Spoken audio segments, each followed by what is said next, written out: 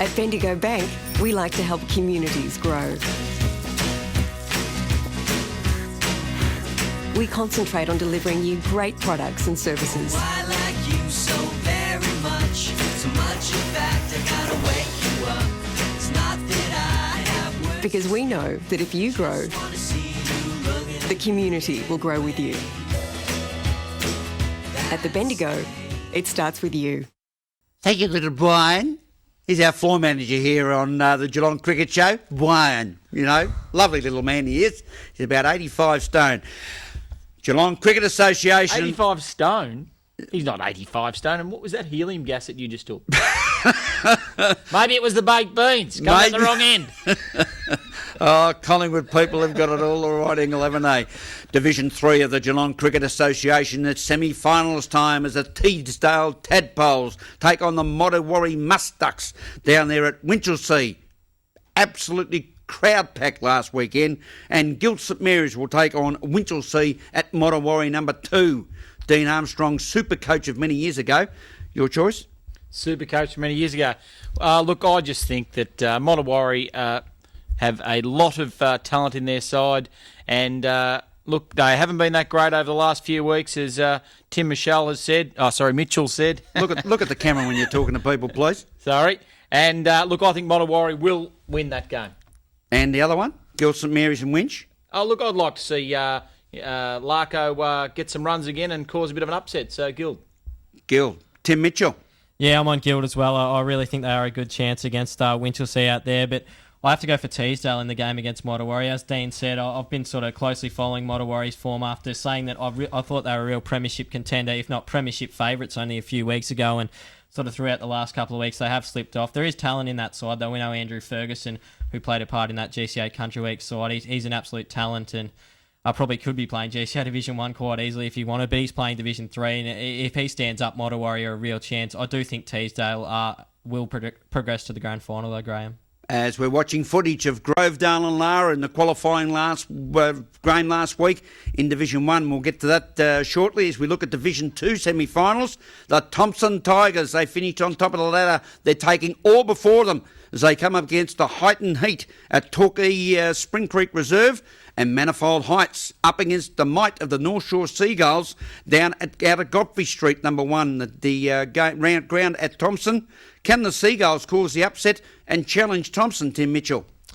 Well, they were brilliant last week, North Shore. And we're talking Thompson game here, Rollo? Because you've just... North Shore playing Manifold, yes? Yes, but I'm predicting a Thompson win. You're predicting a Thompson win, yes. Well, I think North Shore in the game against Manifold Heights, the way they played last week to knock off Heighton within a day, I think Saturday actually got cancelled in that game, and they came out and just really took it upon themselves. I think they bowled Heighton out for 87 and then managed to get it 7 down or something. So an extremely tight finish there. And for North Shore, I think that's going to give them the confidence this week to come out. And Manifold Heights are a good side, but just with that little bit of confidence and a bit of momentum is a big thing come finals time. I think North Shore might get through there, and then, as you say, North Shore and Thompson I expect to be the grand final, because Thompson, they're just a quality side, and you couldn't see them losing after the way Heighton played last weekend. Dino, can you see Thompson making their way into the grand final and putting further pressure on the element of maybe moving up to Division 1 in GCA next season? Yeah, look, I think the two sides that have played GCA over the last few years will progress to the grand final, that being Manifold Heights. They've got a lot of class players in their side. Look, North Shore did play well, and momentum is a very big thing in cricket, but I think Manifold Heights will just be a little bit too classy for them. And Thompson, they've been the measuring stick all year. I think they'll continue on and play off in the grand final next week. GCA Division 1, all eyes on the semi-finals, and first of all, out at Lara on the Legend course. Grovedale make the trip out there after losing last week, and are coming up against St Joseph's, who had a magnificent win, scoring 8 for 237. Daniel Fanning leading the way with a very well-experienced innings of 90 runs. St Joseph's now the highest-placed team, the team to be beaten. Can the Grovedale Tigers do it, Dino? Look, I tipped Grovedale last week. I thought that Barry Chittis might have been able to spin them into the following week, even though they did get the double chance. They are still alive. But St Joseph's... did very well last week, making a lot of runs and then comfortably bowling out the East Belmont side. I think St Joseph's are, obviously playing with a lot of confidence. I think they'll be a bit too good for Grovedale. As I said, momentum's a big thing, and when you've got confidence up, your side's playing well. St Joseph's to follow on. Geelong West take on Lara at Winter Reserve. Lara, well, they're playing good cricket. Geelong West also playing very confident cricket. Been a very interesting close battle. Certainly will be. Remember a few weeks ago, Geelong West played Lara. One run was the difference between these two sides. I don't think there'll be too much in this game. Again, played at East Belmont, which is normally a very good batting wicket. Does have a little bit of assistance for the bowlers. Geelong West have a very strong batting lineup. Lara, they rely on probably two players in particular, Danny Hughes and their captain, Mr. Banbury. Geelong West do bat down deep. I just think the Geelong West batting might prevail in that game and push them through to the grand final. St Joseph's versus Geelong West grand final. Two sides we haven't seen there for a while, Graham.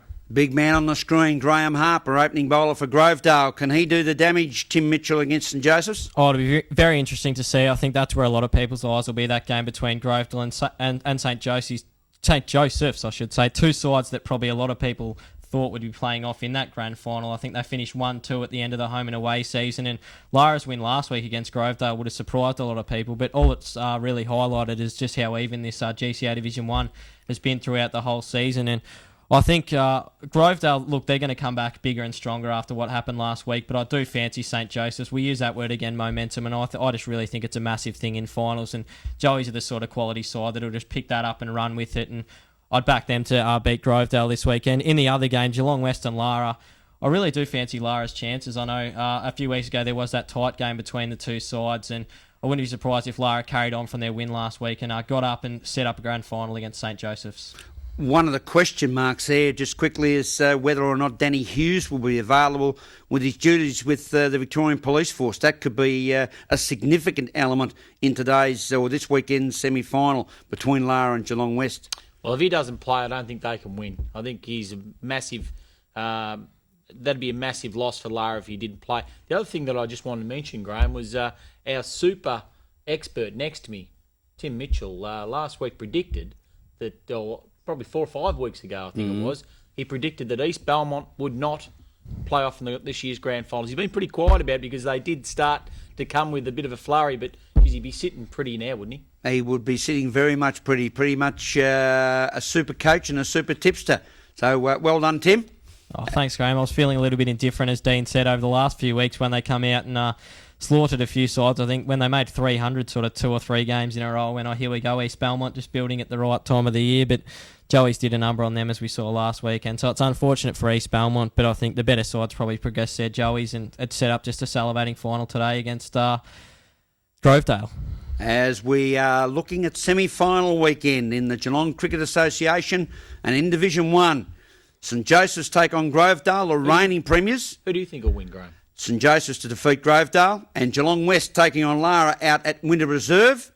And I'll go for Geelong West. I think their batting strength can stand up very well on windy surface at Winter Reserve. So I'm predicting a St Joseph's Geelong West grand final in the GCA Division 1. And you'll be out and about over this weekend, I suppose. What skate park will you be at this weekend, Graham?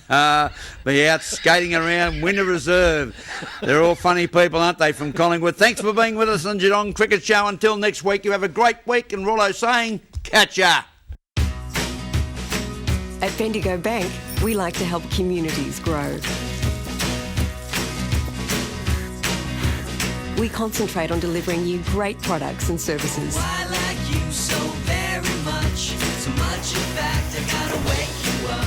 It's not that I have work. Because we know that if you grow, Wanna see you looking the community will grow with you. At the Bendigo, it starts with you.